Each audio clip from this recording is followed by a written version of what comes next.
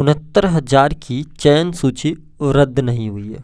Court ने 69,000 शिक्षकों के चयन की सूची रद्द नहीं की है, बल्कि आरक्षण के मुताबिक इसे पुनरीक्षित करने के आदेश दिए हैं। अदालत ने साफ कहा है कि आरक्षण किसी भी हालत में 50% से अधिक ना हो। ऐसे में 69,000 चयनित शिक्षकों की सूची में बदलाव संभव है।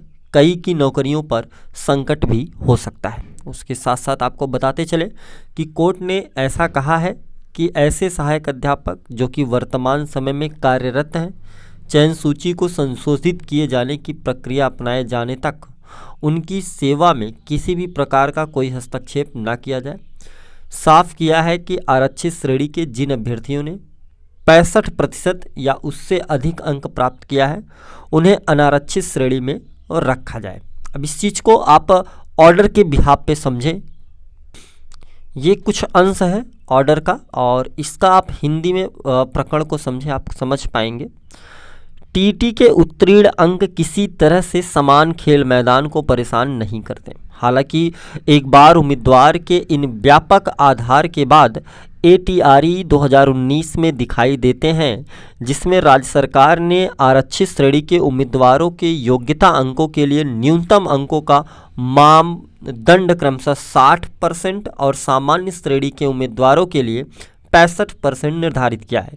यदि इस स्तर पर एक आरक्षित श्रेणी का उम्मीदवार निर्धारित न्यूनतम अंक यानी कि 60% का लाभ लेते हुए चयन सूची के चरण में आगे बढ़ता है, तो उसे केवल अपनी श्रेणी में विभाजित किया जाना चाहिए। कहने का मतलब यह है कि अगर किसी भी जो उम्मीदवार 90 अंक पा रहा है, उसे अपने ही कैटेगरी में रहना है। आगे कहते हैं कि इस प्रकार रियायती अंकों में के साथ ATRE 2019 में अर्हता प्राप्त करना आरक्षण की राशि होगी। हालांकि यदि उक्त आरक्षित श्रेणी के उम्मीदवार ने उक्त ATRE में 2019 परीक्षा में 65% यानी 97 अंक या उससे अधिक प्राप्त किया है, तो उसे अपनी श्रेणी में प्रतिबंधित नहीं किया जा सकता, यानी कि उसे ओवरलैप कराया जा सकता है।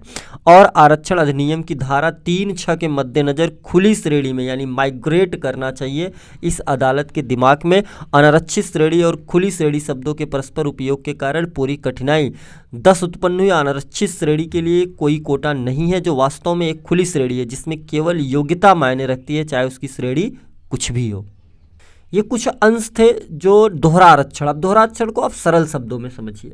अगर आपने केवल 90 अंक पाए हैं तो आपको अपनी कैटेगरी में रहना है। अगर आपने 97 या 97 से ज़्यादा है तो आप ओवरलैप करके आगे जा सकते हैं। यही इनका मुख्य मकसद था।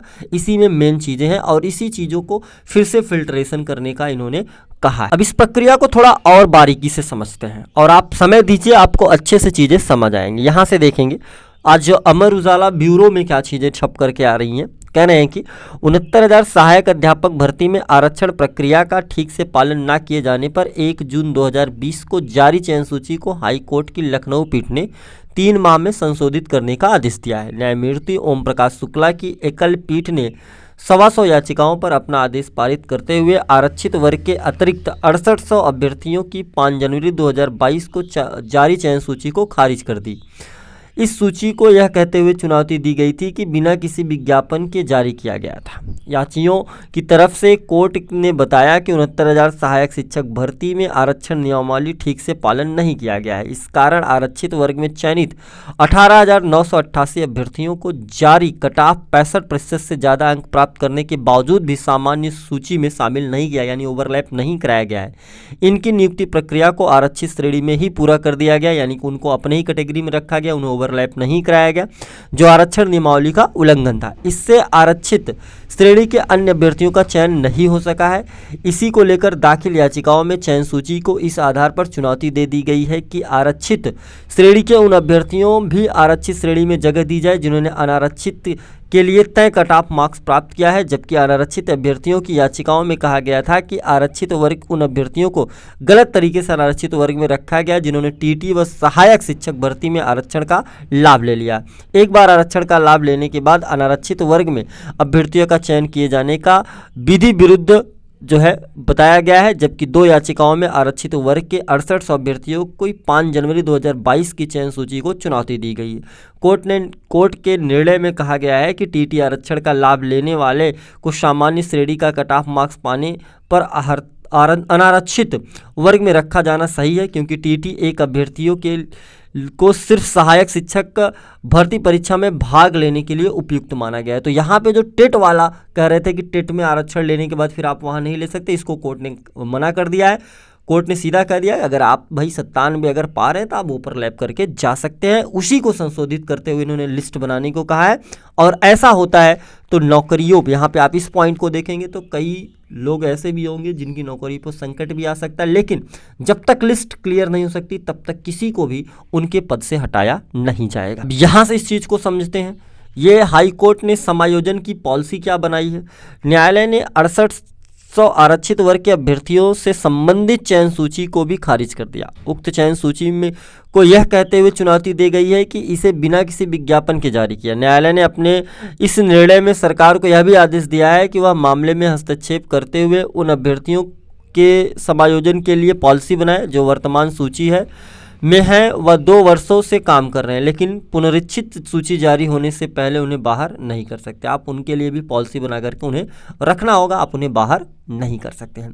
अब आते हैं उत्तर कुंजी प्रकरण पे कि उत्तर कुंजी प्रकरण का क्या होगा। अब देखिए उत्तर कुंजी प्रकरण अब जो है आपको जमीनी स्तर पे माननीय आला अधिकारी जो भी हैं वहाँ संपर्क साध करके जल्दी से जल्दी इस प्रक्रिया को 1-1.5 हज़ार जो भी साथी हैं इस पे अपना मंथन करके इस प्रक्रिया को क्लियर कराना होगा, ठीक है। क्योंकि अगर इस प्रकरण को अगर इस प्रकरण के साथ टैली करा दिया गया, अगर विभाग ने इस प्रकरण को इस प्रकरण के साथ जोड़ दिया तो बहुत लंबा मामला खिंच जाएगा।